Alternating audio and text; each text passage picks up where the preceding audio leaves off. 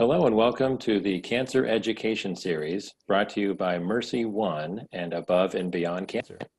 My name is Chris Goodale and I'm the Executive Director of Above and Beyond Cancer, and it is my sincere pleasure to introduce the founder of our organization, Dr. Dick Deming, who will introduce our speaker for this evening. Dr. Deming? Great. Thanks, Chris.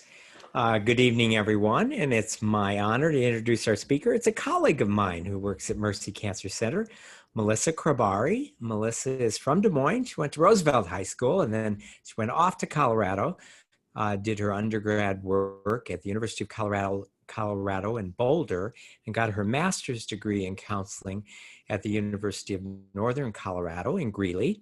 And we got her back here to Des Moines. She is a licensed mental health counselor, and I've had the opportunity to share many patients with her. Really pleased to have her on our team. Her discussion tonight is about strengthening your mental health. And with that, I'll turn it over to Melissa. All right, thank you. Okay, so I'm gonna pull up my slideshow here first.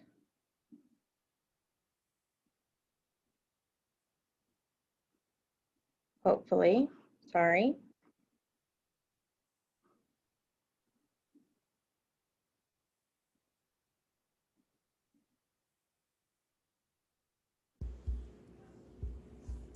There we go. Can we see it? We okay, can. Good. All right. So I think I'm gonna have to switch it here. Sorry, I'm having a little lag time.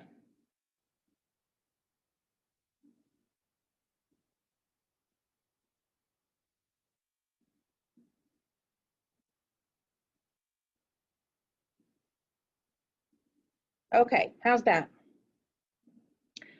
Okay, so tonight I'm going to be talking about strengthening your mental health, and I feel like it's probably important for us to start with really understanding what mental health is. And you know, we oftentimes see a stigma in regards to mental health, and meaning that there must be something wrong with me, and it's more linked to maybe chronic or severe types of diagnoses that we may see. But tonight we are going to talk a little bit more about some of the more common mental health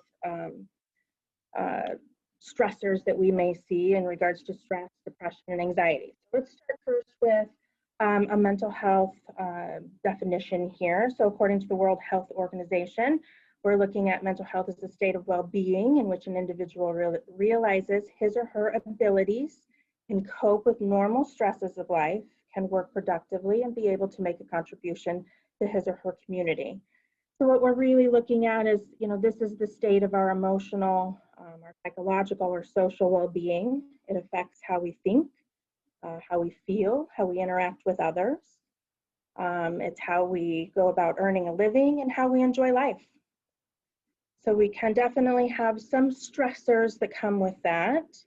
And so we're looking at stress being defined as kind of our interpretation of a specific event, what we might call a trigger or stressor, that we might view as being threatening or challenging. So oftentimes when that happens, we can have a stress response that comes with that. And sometimes we hear that referred to as fight, flight, freeze, excuse me.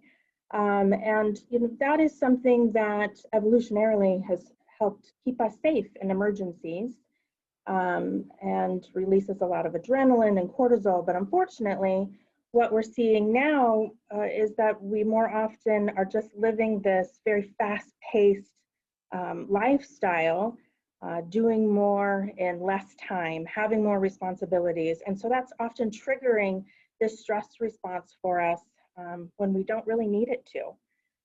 So stressors can come from the job, finances, relationships. Of course, we have major life events, illnesses and divorce and death, or just our daily tasks and responsibilities. You know, we can see our stress response sometimes set off these days just by a traffic jam, you know, road rage. So We have about 75% of adults that report having a physical or emotional symptoms to stress. So, this can be sadness, frustration, headaches, feeling fatigued, having some sleep disturbances. Perhaps we're not able to sleep through the night, or we're having trouble falling asleep, or waking too early in the morning. Chronic stress then can increase our risk of anxiety, depression, infections, cardiovascular issues, diabetes, cancer, rheumatoid arthritis, Alzheimer's, so on and so forth. So we know that with the chronic unmanaged stress, we can look at having some symptoms of depression. Depression affects about 7% of Americans American adults at some point in their life. And it happens to be the leading cause of disability right now. So we're looking at some of these symptoms here being for 2 weeks or longer, persistently being sad, anxious, feeling empty, kind of a negative thinking pattern, feeling hopeless, tearful, irritable. We can have some guilt or worthlessness that goes along with that. Losing interest in our daily activities, hobbies, fatigue and energy. We can be very restless. We can also be a little bit more slow moving or speaking. We can have difficulties with concentration, appetite, and of course then with some more severe depression, we see thoughts of suicide or even suicide attempts. I think one thing that kind of goes to the wayside when we're talking about depression symptoms is we can also have some physical symptomology that goes with that. So just feeling, aches and pains and headaches and cramps and digestive related issues are often things that can go along with depression as well. Anxiety was one of those other markers that we saw higher risk for with that unmanaged chronic stress. Anxiety, an estimated 31% of adults are going to experience some sort of anxiety in their lifetime. So this looks like feeling restless, very on edge, again, fatigue, difficulty concentrating. We can have kind of mind going blank, people forgetting what they're talking about, what they're trying to accomplish, what their list of to-dos are, being irritable, having some muscle tension, difficulty with controlling worrying. This obviously oftentimes can keep people staying awake at night. So here we have those sleep disturbances again that can play a role in that. So what do we do with all of this? We have to look at when we're having additional stressors in our life, possibly leading into some anxiety or depression with it being so common. We're looking at creating a good self-care plan. We need to have a good idea of what it looks like to have some coping skills to deal with the day-to-day and the big things that may come our way. So, I think that it's important to mention right now we're looking, of course, we're in the middle of a pandemic as well.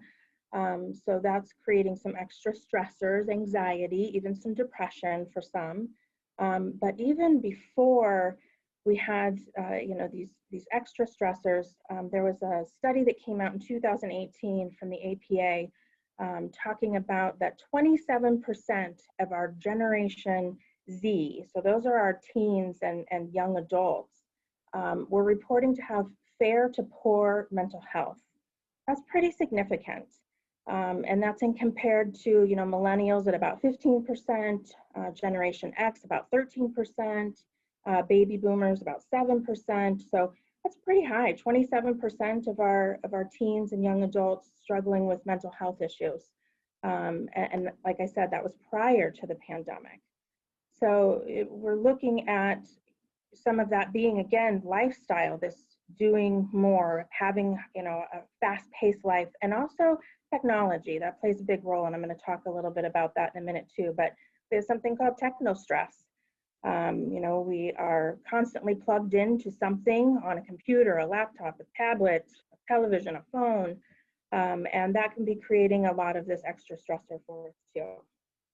So let's talk about what it looks like then to have good self-care. So self-care, by definition, is what we look at as kind of multidimensional and both, looking at the mental and physical well-being that can enhance our quality of life and a sense of personal fulfillment.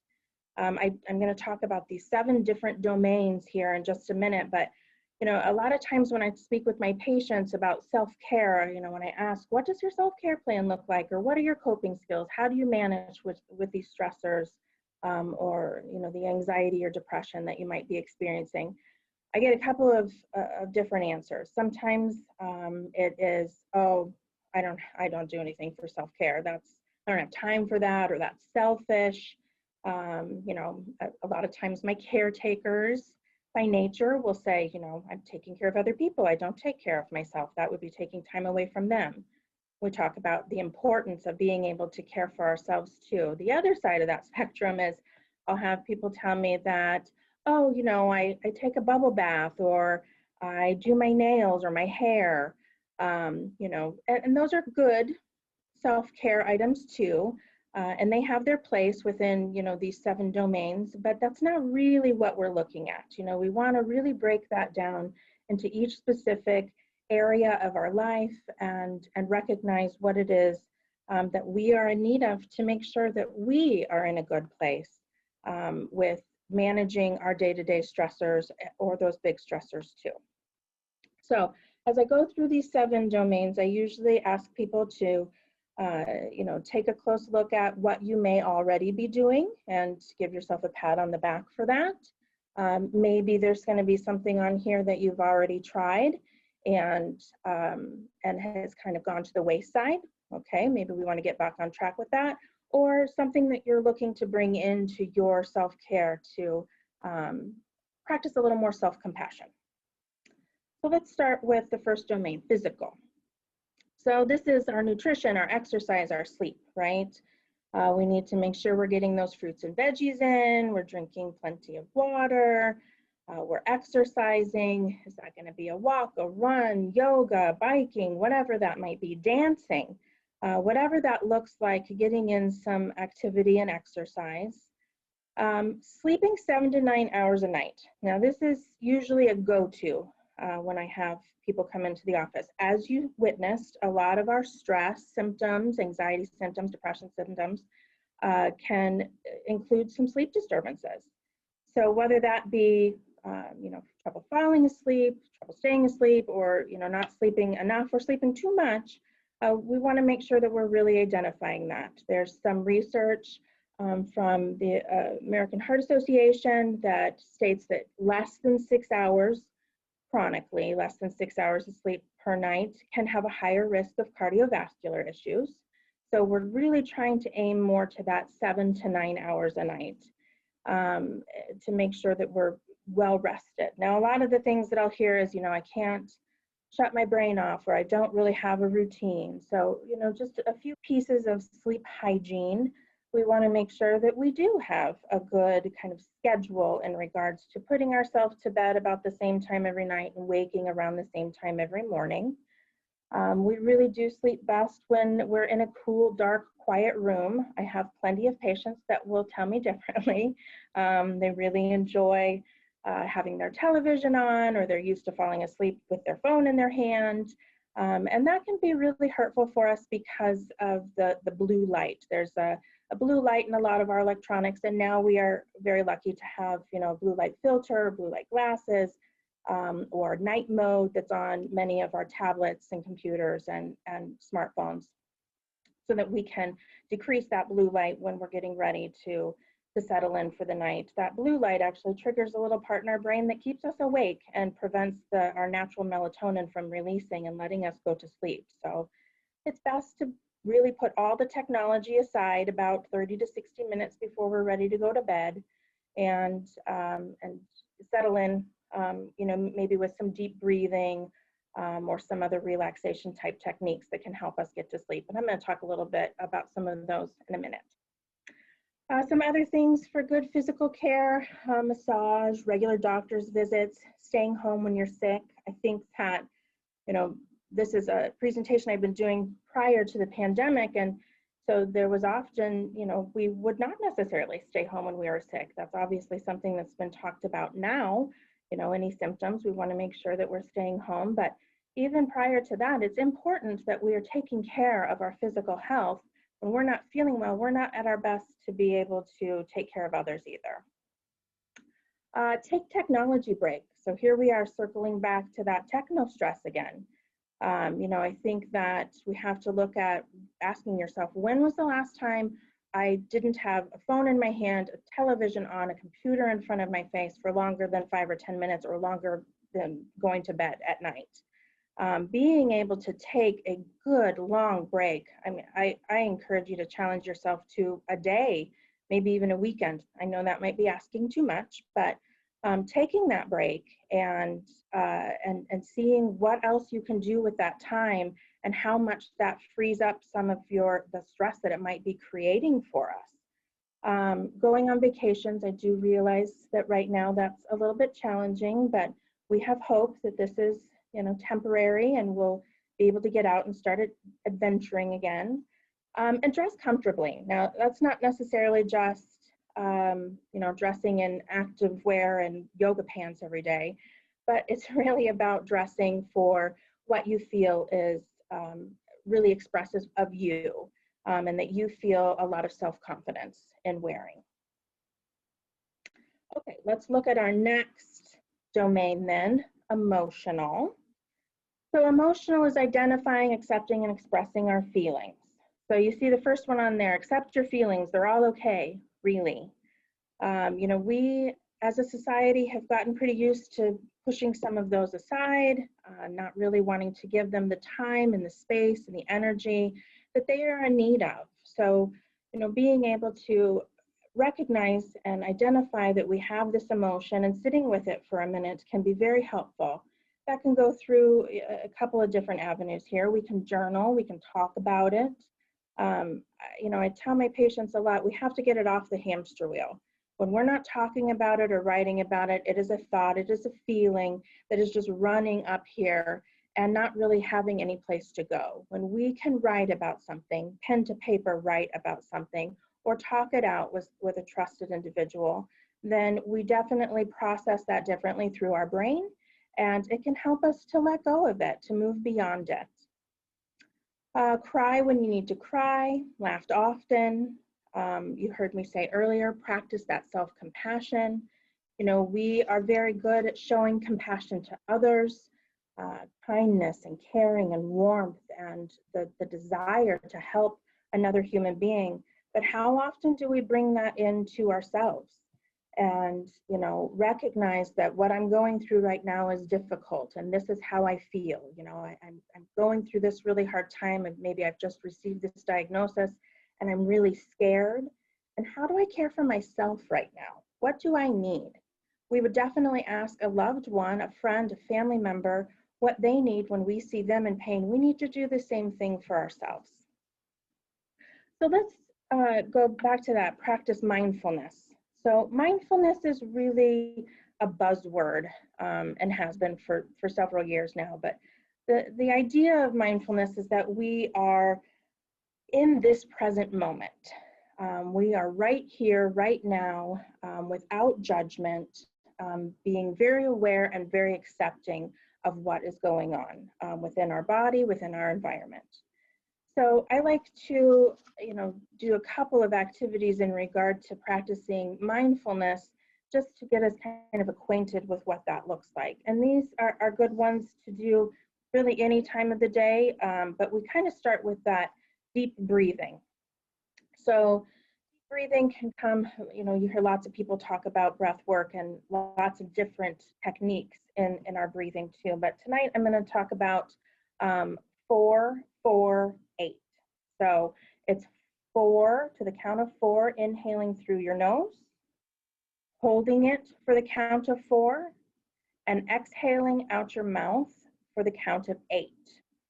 So again, that's 4 in through the nose, hold for 4, exhale out 8. And the idea behind that is that, it's correcting that kind of stress response system that I talked about earlier. When we are very stressed and have kind of activated that fight, flight, freeze mode, then we see that our breathing really changes. It's usually pretty shallow. We usually have a rapid heart rate. Muscles become very tense. And what we are trying to do then is bring on that relaxation response for us. And that's done with our breath work. The way that we go about inhaling and exhaling in a controlled, slow manner allows us to kind of turn off that stress response, relax us, bring us back to what I call bring us back to center, so that we can think a little more rationally and can better manage what's going on, the stressors that are going on in our life. So again, that was 4, 4, 8. 4 in, hold for 4, out 8. And the counting is really important. It's actually allowing you to kind of distract your thinking pattern a little bit from that, whatever is creating the additional anxiety or stress for you. Another one that I really like to do in the beginning of mindfulness practices is a grounding technique. This grounding technique is 5, 4, 3, 2, 1. Some people call it the 5 senses. You can call it whatever you want. It's just bringing you into this present moment. So we're looking at paying attention to all 5 of our senses. So we start with 5 things that we can see, followed by 4 things that we can feel by touch, 3 things that we can hear, 2 things that you can smell, and 1 thing that you can taste. And again, that's bringing in this sensory perception and kind of writing over some of the cognitions that might be going on, pulling us right into this moment and grounding us to exactly what's happening within our body and within our immediate environment. Okay, so that gives us a few or a couple ideas of what mindfulness can look like. You know, mindfulness also is yoga, it's meditation, there are mindful walks and body scans. Mindfulness, like I said, is this buzzword that is just coming everywhere right now. And we can find lots of different techniques that come into it. Okay, let's move on to the next domain then, spiritual. So this is an ongoing search for meaning and or religion, understanding of life and beyond.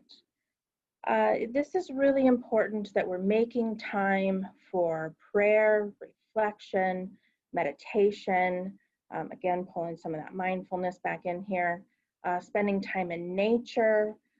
We have plenty of studies that show what a calming effect it is for us to be outdoors in nature, especially seeing vibrant green colors. Those are very calming for our mind.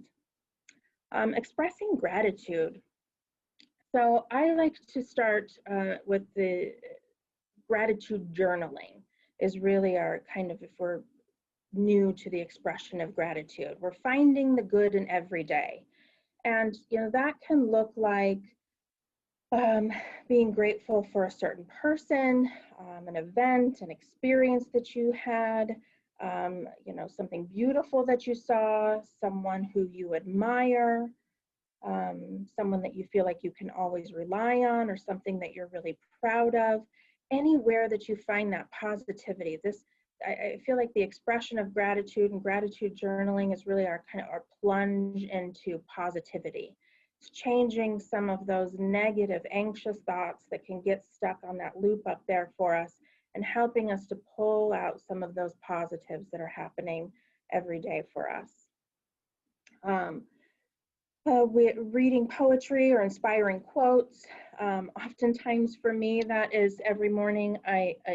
For those of you that may be familiar with Yogi Tea, there's a little quote on the side of the Yogi Tea tag every day, and this just happened to be my Yogi Tea tag for today, which I thought was really pertinent to the day. Appreciate yourself and honor your soul. Sounds pretty good for giving a self-care talk tonight. So that's my, inspiring quote of the day. But that can be anything, for some people that's, daily devotionals, or finding a mantra, or reading their favorite book, whatever it is that, that allows you to feel more connected to that meaning of life for you.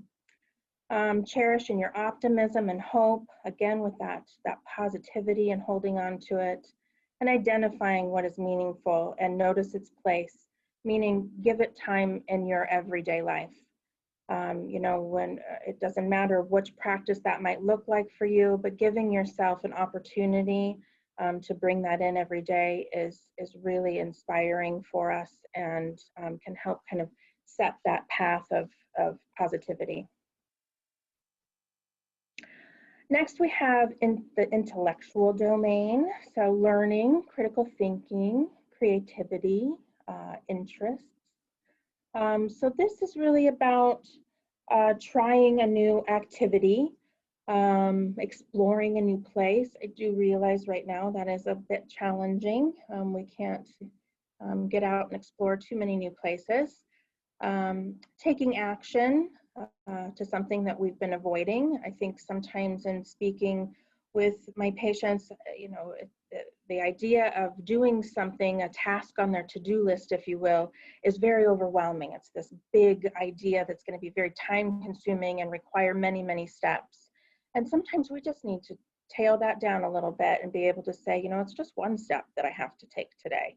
It's just one step towards facing that avoidance or facing that fear that I actually want to accomplish.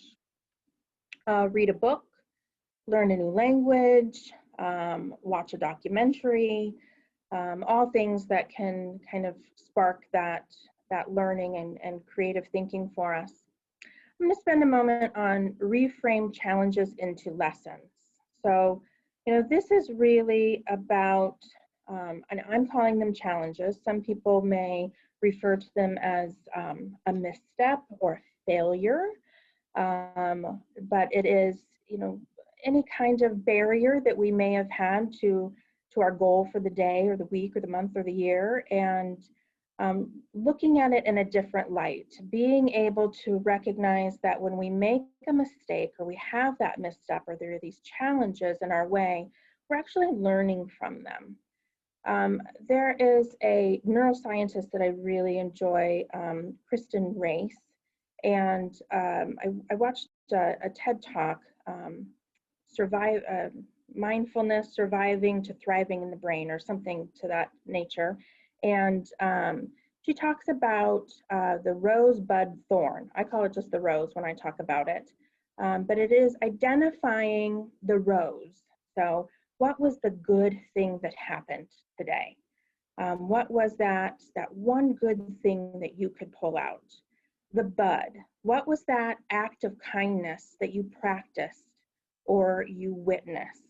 You know, for me today, that was, I went to Starbucks to get a cup of coffee, and I had on my badge that says my name and my title, which is Social Worker 2 here at MercyOne. And giving me my coffee, she thanked me for my service and told me she appreciated everything that I am doing to help right now. And that was such a genuine moment and was so very appreciated, and it really changed my entire thinking for the rest of the day. It's those little tiny things, those small words of thank you or a smile or holding a door open that can be just, you know, day changing for somebody. It completely shifts our thinking, our feeling, our mood for the day.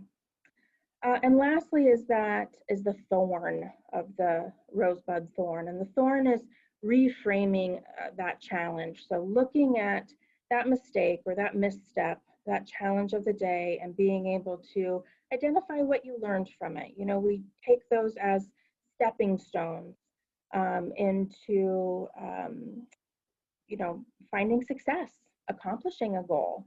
Those are very important events that are happening in our lives, and when we can take them and shift them from that negativity and put them into the positive light, it can really be transformational for us. Okay, so next we have social. So this is investment in relationships outside of our family. So this is staying connected with our friends, practicing kindness, as I just talked about with the rosebud thorn. chatting with our coworkers, participating in a book club, joining a support or interest group, volunteering.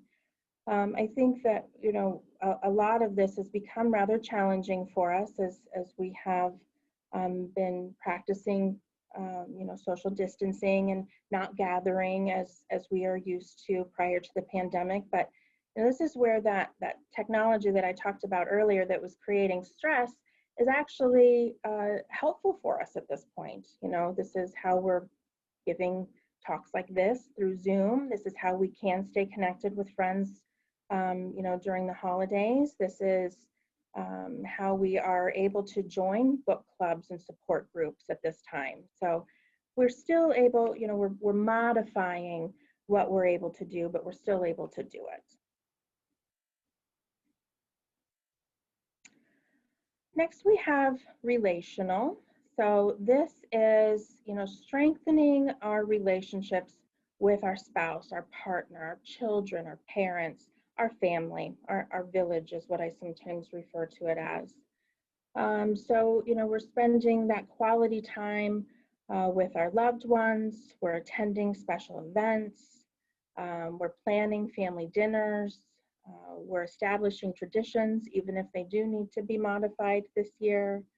We're having fun together. I think that it's so important that we kind of get back to the core of finding joy and having fun in our life. You know, I've seen a lot lately, and speaking with some of my patients and seeing some different news segments on, you know, finding joy right now, and everybody's putting up Christmas trees and decorating their house for holidays and, you know, lights on the outside. I think whatever it is that we need to do to find joy within our family units, within our homes, is so important for us right now. We're definitely looking to find that in any aspect that we can.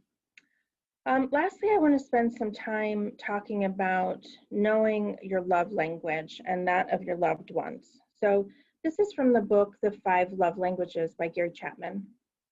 And when it was originally written, it was more about, you know, connecting, understanding your love language and the love language of your spouse. But I really believe that this can be applied to kind of all of our relationships. You know, the idea behind it is that we have a love language that we identify with, and that is how we go about showing love to others. And, you know, that doesn't necessarily mean that our loved one has that same love language. So they may not feel that love being given to them because it's not the same. So the 5 love languages are words of affirmation. So this can be telling somebody that you appreciate them. It can be telling them that you love them. It can be telling them that you feel that they're beautiful or they look nice today. So anything that is going to be positive and inspirational for that individual. Quality time. So quality time is obviously spending good one-on-one time with your loved one. You know, this is an important time again to say technology break. It's time for us to put down those electronics and really be very present in the moment with that individual so that they can feel the importance of the relationship and feel the love that you are giving to them. Acts of service. So acts of service is oftentimes, you know, divvying up household duties and how we're going to manage our household together. This can be, you know, could you do the dishes, or could you make dinner? Those kind of things to show that, you know, we want to take part and help the other person in kind of our day-to-day responsibilities. Gifts, gift giving. So this can be, you know, big extravagant gifts, but more often than not, it's more on the end of the spectrum of a thoughtful gift. So something like receiving, you know, your favorite gum, getting your spouse's or your partner's favorite gum while you're at the gas station or grocery store and bringing it home for them. Just showing them, I was thinking of you today. You're important to me, and I love you. And lastly, the fifth love language is physical touch. And this is sitting close, holding hands, giving hugs, all the way to intimacy, of course, too. But having that closeness, there's a lot to be said about touch, the touch of another human being. It creates a lot of connection. It sets off that calming response that I was talking about earlier, where we're releasing oxytocin and serotonin. It's making us feel happy and bonded with the other person. It's really combating a lot of those stress hormones when we're feeling very connected emotionally and physically to another human being.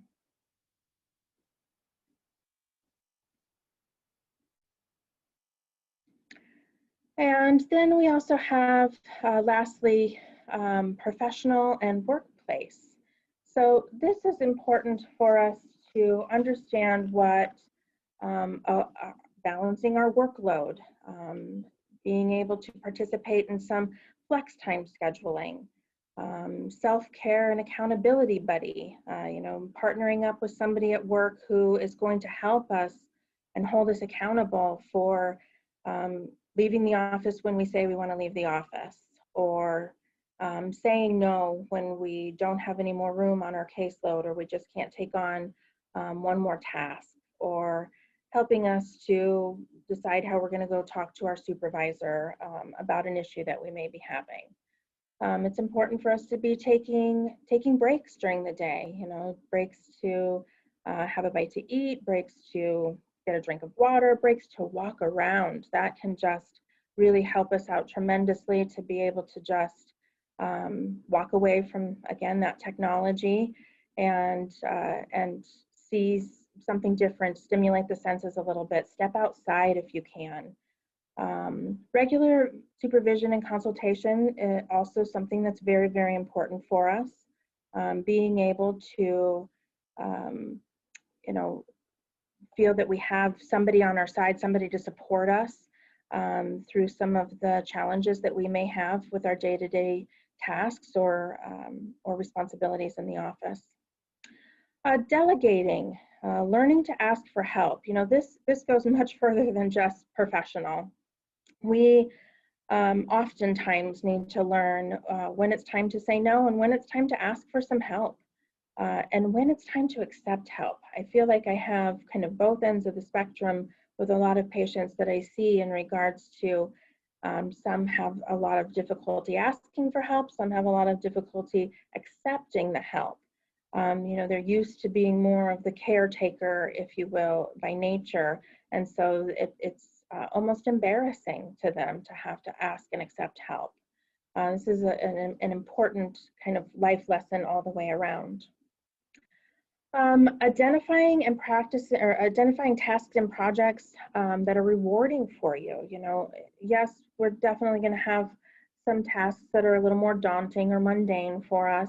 Definitely some things that we don't necessarily care for, but we need to also make sure that we're spending the majority of our time doing things that we find to be very rewarding. We do spend a lot of time in our we spend a lot of time at work and in our professional lives, and we need to make sure that we are in a place where we feel rewarded by that, so that we're kind of combating against burnout or compassion fatigue, depending upon what our particular position might be. So again, with the setting boundaries with clients or colleagues, coworkers, supervisors, but really what I mean across the board with boundaries is we do need to be able to make sure that, we can say, my cutoff for today is 5 o'clock, and I'm going to leave at 5 o'clock because it's been a rough day and I need to spend a little bit of time taking care of myself or interacting and connecting with my family or my friends right now. So setting those boundaries and sticking to them are really important.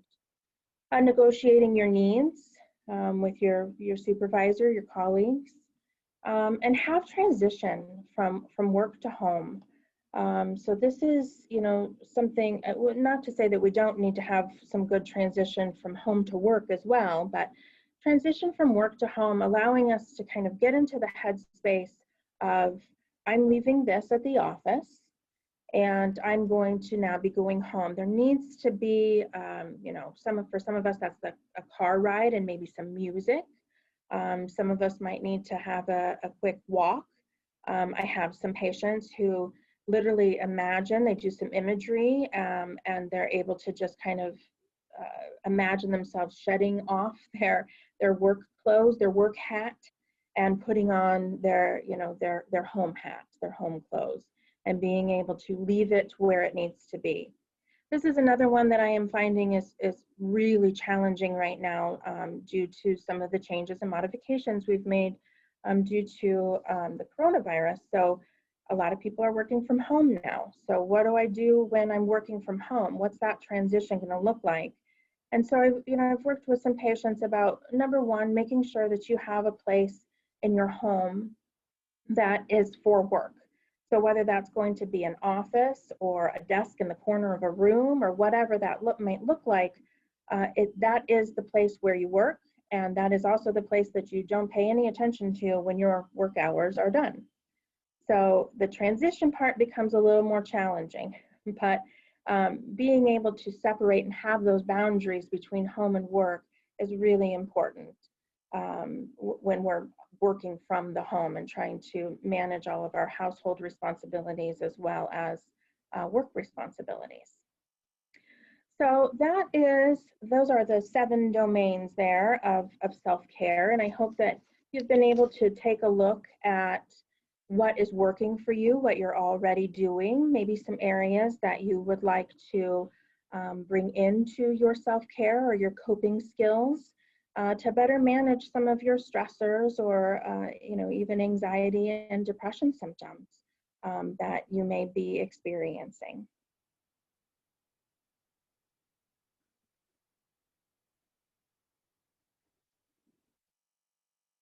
Are there any questions?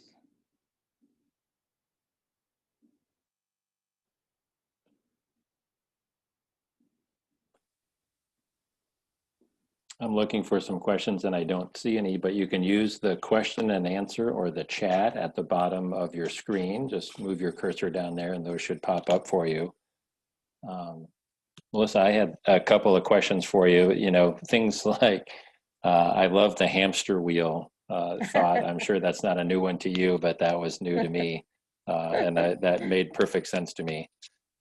They get stuck up there, that's for sure. Yeah, and I'm not one for journaling, but the conversation with a trusted friend, I think, is a good thought that when you mentioned that, and then reframing the challenges into lessons. I'm completely guilty of focusing on the failures and the downward spiral is not very helpful. It gets on that hamster wheel. Yeah, if there would be like a 3D version of that, yeah. But the accepting helped too. When I was going through my cancer journey, I had a neighbor who told me that I really needed to suck it up and accept people's help better, and he was exactly right. That his comment was, you're not allowing people to the blessing that they deserve, and they're helping you and you don't graciously accept it. And I was really bad at that, but I got better. But it's hard. It is. It's a big shift for us to go from having that overall independence and maybe not really ever needing to ask for help. Yeah. Although maybe it's best for us to sometimes, or accept the help, and then we're in an actual position where, okay, it's time for me to ask and accept. And that's a really hard shift. It's a matter of grieving some of our independence, I think, a lot of times. Oh yeah, I would say that that's true. That it's, if you accept help, you admit that you can't handle it yourself, or you'd be better if you didn't handle it all yourself. And those are two things that most of us don't want to admit. No, not at all. Not at all. So you see people who are going through their cancer journey. Is that the extent of the patients that you see? I see cancer patients. I see some of my patients are newly diagnosed. Some are in the middle of their cancer journey. Some are a year or two removed from cancer and in remission. I also, on top of seeing cancer patients, I do see quite a few women that are struggling with postpartum, as well as perimenopause, menopause as well. And then I also receive some different referrals from our internal medicine as well for anxiety, depression, grief. I do a lot of that kind of work too. And are you seeing most of your patients by Zoom or something similar to that? Good question. So right now, I would say I'm about 50-50. The scales have done this a lot over the past 8-ish months. But right now I'm about 50-50 in office telehealth. So most insurance companies are still paying for telehealth sessions. So that's really helpful. I hope they continue that through this pandemic so that, you know, we can continue to reach out. It's really allowed me to go much further. This is so much more than just the pandemic. This has been helpful for my, you know, my patients who are undergoing treatment right now, you know, chemo and not feeling well enough to make it into the office. Before, they would have had to cancel the appointment. Now, you know, they feel okay to be able to turn on their phone or their computer and I can have a session with them laying on their couch. So it really has been amazing. It's been a really great experience for myself and my patients. I have a lot of great feedback. Do you Melissa, think... Oh, go ahead. Oh, I'm sorry, Chris. No, you're good. Go ahead, Dick.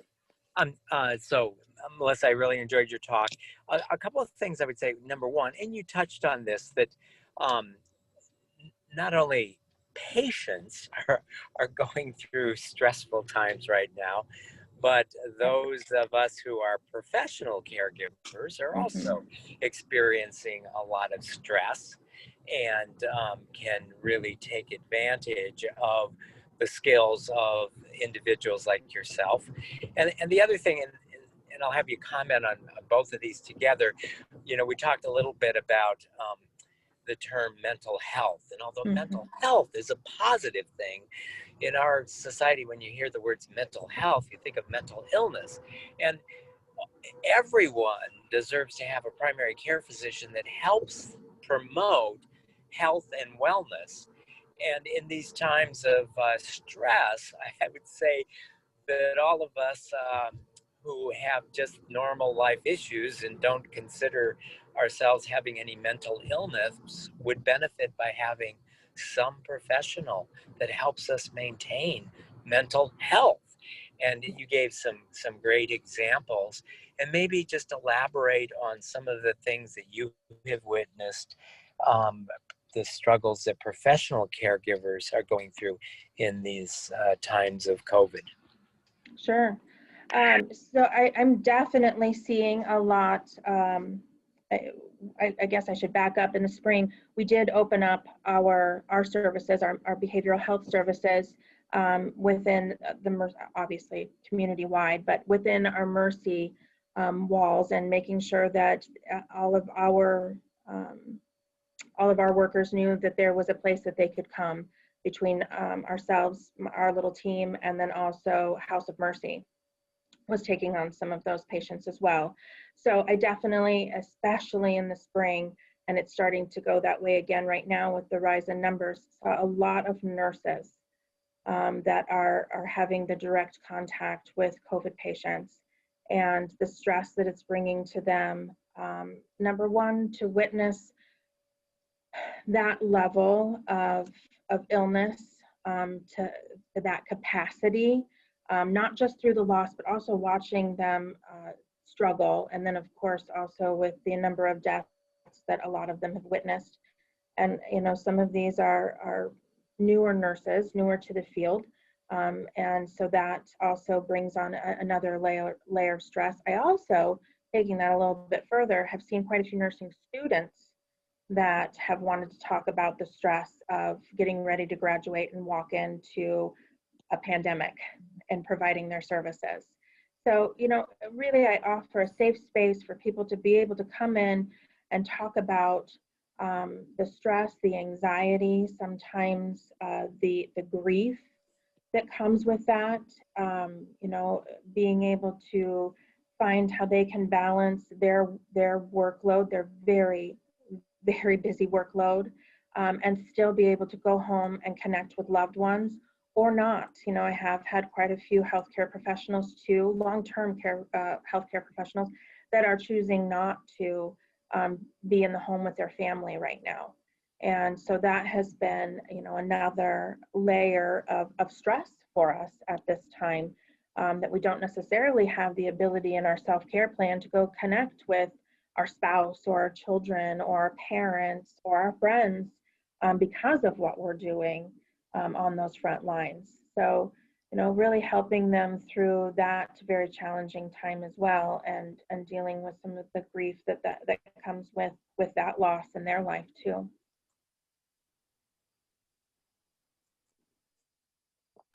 And I think the other part, Dr. Deming, I just remembered you had a first part to that.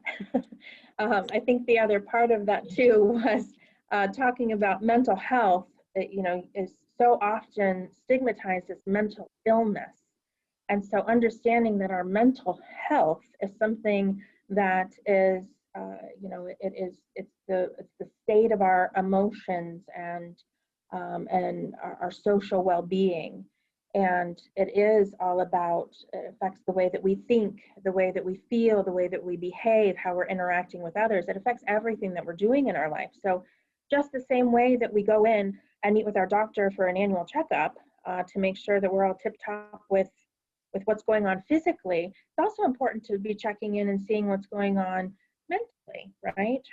What's my emotional and my mental well-being looking like right now? So, you know, definitely don't have to have the anxiety and the depression or any of the other chronic illnesses that I didn't talk about tonight, but we don't have to go as far as having anxiety and depression. Sometimes we want to be preventative and be able to come in when we feel like, wow, this is a stressor just a little bit outside of my comfort zone. I don't know that I have, you know, I don't think my bag of coping skills or my self-care plan is up to par for this one. And I just want to go in and talk it out.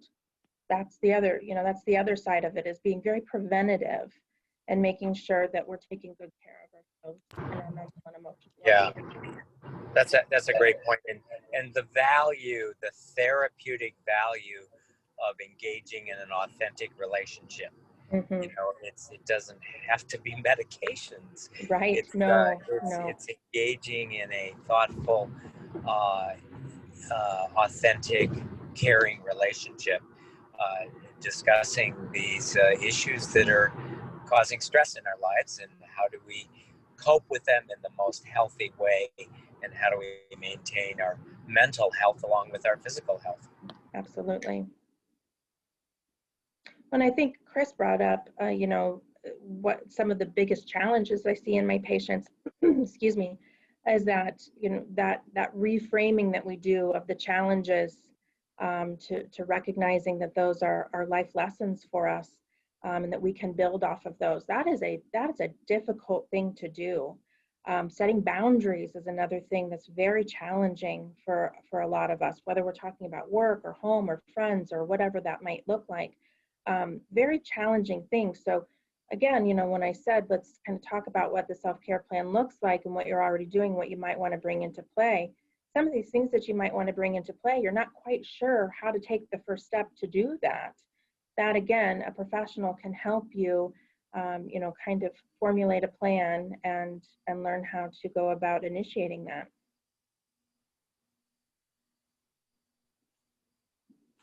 Well, so you mentioned referrals, that you get referrals from doctors. Is that how patients connect most easily with you, or is there a possibility for people who might be watching tonight to connect with you in a more direct way? Yes, so most of my patients come to me through referrals, through the doctors here at the Comfort Health Center, as well as the doctors in the internal medicine.